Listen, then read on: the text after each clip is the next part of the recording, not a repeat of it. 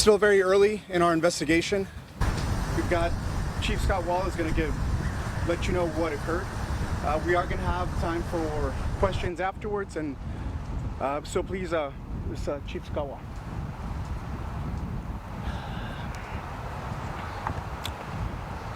This is every community's worst nightmare. I want to give you some preliminary information to put a lot of minds at ease. There is no further threat. Both suspects in this case are deceased. All of the kids are safe. Our hearts go out to the families that are in this moment being notified of what has happened to their loved ones. We have 3 confirmed adults that are deceased at the Islamic Center.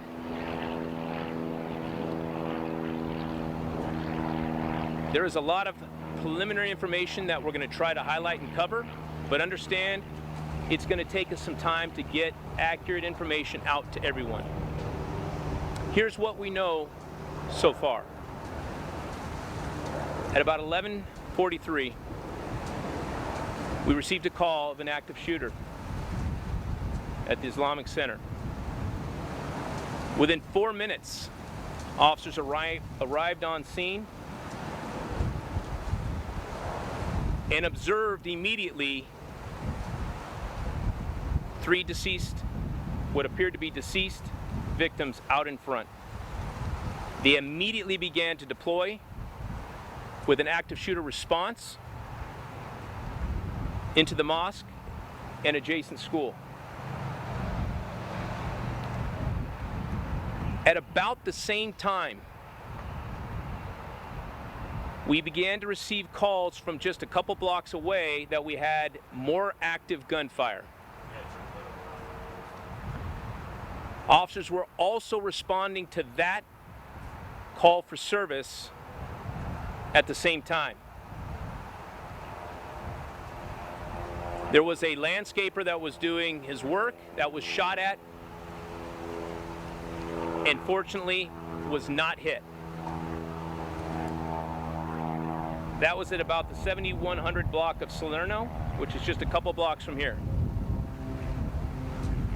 Moments later, at the 3800 block of Hatton, officers were called to that location where they found a vehicle in the middle of the street with who we believe to be the shooters in this incident, both deceased. The circumstances that led up to this and the details of what happened and exactly which time it happened will come out in the days ahead. I can tell you, this is, in 28 years, this is the most dynamic and impressive response that I have ever seen in policing. We have every single police officer available throughout our county that dropped what they're doing and did exactly what they're trained to do: run towards gunfire. I could not be more proud, and I cannot express the gratitude, the willingness to step into harm's way in a moment like this.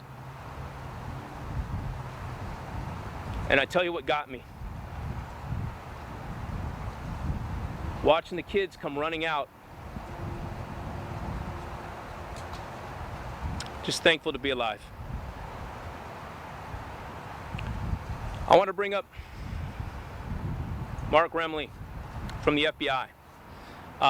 Because of the Islamic Center location, we are considering this a hate crime until it's not. And at this point, we're going to work closely with the FBI to make sure that we are matching all the resources that we need for this investigation. So, Mark. Thank you, Chief. Good afternoon. My name is Mark Remley. I'm the Special Agent in charge of the FBI San Diego Field Office. Today, the FBI responded to assist our local law enforcement partners at the Islamic Center of San Diego. This was based on reports of an active shooter. As the chief said, what we know at this time is that there are 3 deceased adult males, and those are the presumed victims at this time. On behalf of the FBI, we extend our sincerest condolences to the family and friends of the victims of this tragic incident. There were 2 subjects, both teenagers, and both are confirmed deceased. I want to thank our local law enforcement partners for their quick response that undoubtedly saved the additional loss of life. The FBI is meticulously assessing the situation and is prepared to employ every resource we have to uncover the facts of this incident. No community should have to go through such a tragic incident, but we will work tirelessly until we learn the truth. We have on scene a number of special agents, task force officers, our evidence response personnel, victim specialists, and many more. As we work through this investigation, we ask for your patience to determine any motive and facts associated with the shooting. The FBI continues to ask for the public's help in providing any information that could help us resolve this investigation, and we remind the public that any detail, no matter how small, could be useful. The FBI has set up a digital media tip line for information regarding this shooting. We ask that the public submit their tips to fbi.gov or call 1-800-CALL-FBI with any information you may have. Thank you.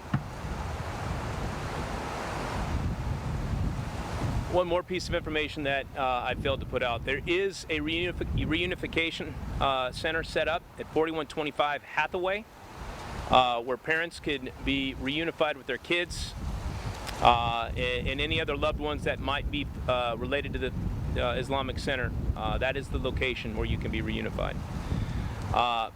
Next, I want to bring up the Mayor of San Diego, Mayor Todd Gloria. Thank you, Chief. I want to be here to reemphasize what our police chief said. The threat currently has been addressed. Children are safe, and that is a good thing. Obviously, we've had the loss of life here at the Islamic Center of San Diego, and to our local Muslim community, my prayers are with you. I want to assure our Muslim community that we will do everything it takes to make sure that you can feel safe in this city. And no resource will be spared in making sure that our religious institutions and locations are protected in this sensitive time. I want to express my appreciation to the San Diegans who responded to our calls to clear the area, to allow law enforcement to do their jobs. I ask you to continue to do that until you hear otherwise. As Chief said, students can be picked up at the church just down the street here. We have that information already sent out. And lastly, I would just say at this time, obviously we'll have more comments later today. But at this moment, I want to simply express my immense gratitude and that of all 1.4 million San Diegans for the incredible law enforcement response that we saw here today. As Chief mentioned, a response within 4 minutes. This is what we train for. This is what we budget for. This is what we ask of our public safety professionals, and they absolutely deliver in the way that we ask them to do so. I appreciate our San Diego Police Department, our San Diego Fire Rescue Department, our Chief of the Fire Department is here as well as our local, state, and federal partners, many of whom have been in touch with me directly, recognizing the gravity of this situation and why it is so such a tragic situation for which there'll be a lot more work to be done in the days, weeks, and months ahead. Again, my condolences to the victims and their families, to our Muslim community. One of our great leaders is here, Imam Taha, who is directly impacted. This is a time for making sure that we do everything that's necessary to investigate and fully address the incident that was here today, but to reassert, as I always will, that hate has no place in the city of San Diego, and when it happens and crime of any nature occurs, we will hold you accountable. Again, appreciation to our public safety professionals. I'll turn it back to our Chief.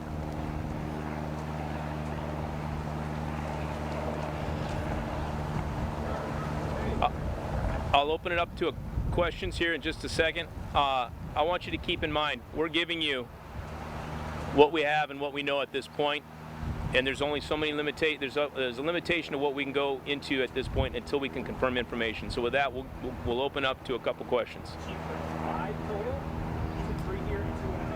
Yeah, so thank you for asking. How many total deceased? So we have our 2 suspects that are deceased. We have 3 victims at the Islamic Center. All 3 are adults, for a total of 5 people that are deceased related to this incident.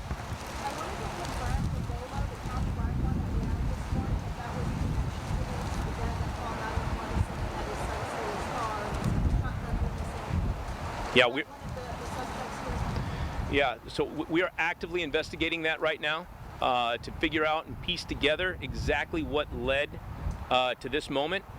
And as we get that information confirmed and verified, we'll be back out here providing more details moving forward.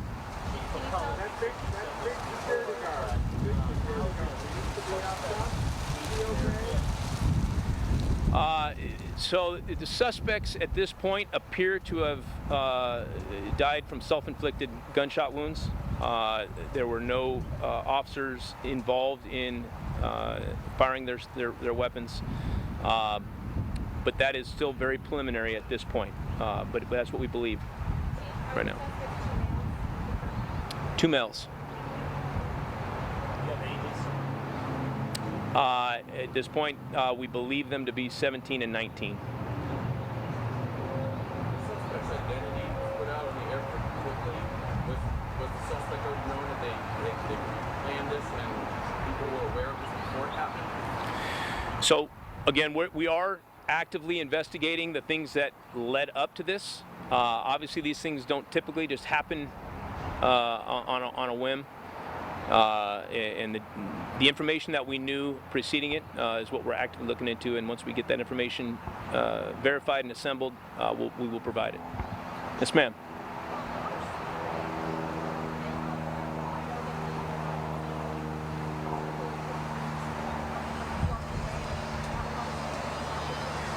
Yeah. So the Islamic Center does have security.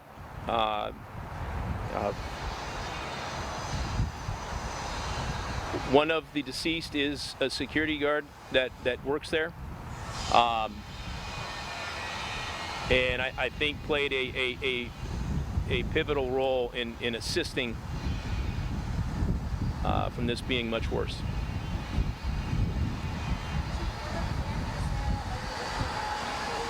Yes. Yeah. The Islamic Center does have cameras, and there is footage. There's going to be a tremendous amount of information and details that we're going to try to sort and put this puzzle back together again. Not confirmed. No, we don't. No.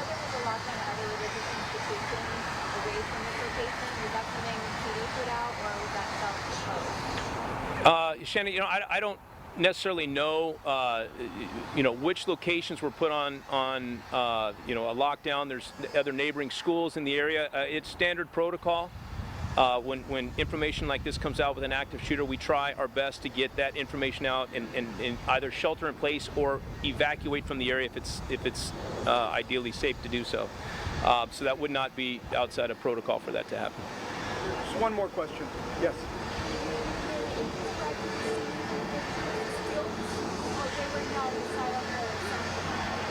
So our initial officers that got on scene did not engage with the suspects in the parking lot. They began to make entry into the Islamic Center. They observed 3 deceased bodies outside of the center, which obviously forced them to engage in an active shooter response and immediately deploy inside of the Islamic Center and start working from room to room. They did have to breach doors to get into all of the different rooms. Extremely chaotic. There was somewhere between 50 to 100 police officers inside of that facility. All of you that responded here could see how many officers and deputies from around the county that were surrounding the outside of the facility. We also have the scene a couple blocks away where we had active gunfire coming in on a landscaper that was just out there doing his job. Thankfully, he's okay. Was not hit. He was not injured. But we got a lot of work to do to try to figure out what led up to this, and exactly what actions took place, but I can tell you with 100% certainty, the heroic actions of the responding officers and deputies is beyond words. To know that this many of our public servants are willing to leave their loved ones behind, drop what they're doing, and run towards gunfire without asking any questions is remarkable.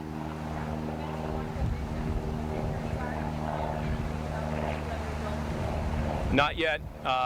We're obviously making notifications as we speak to family and loved ones, and so I want to respect that. So we will be back. We will be back with more information a little bit later today. Thank you, guys. Chief.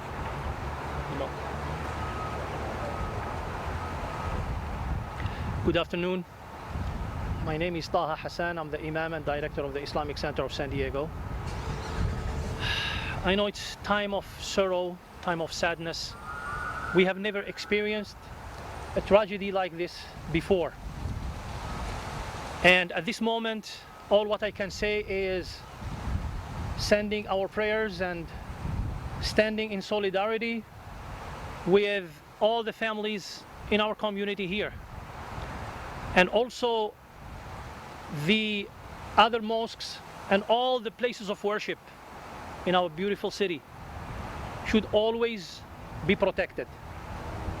It is extremely outrageous to target a place of worship.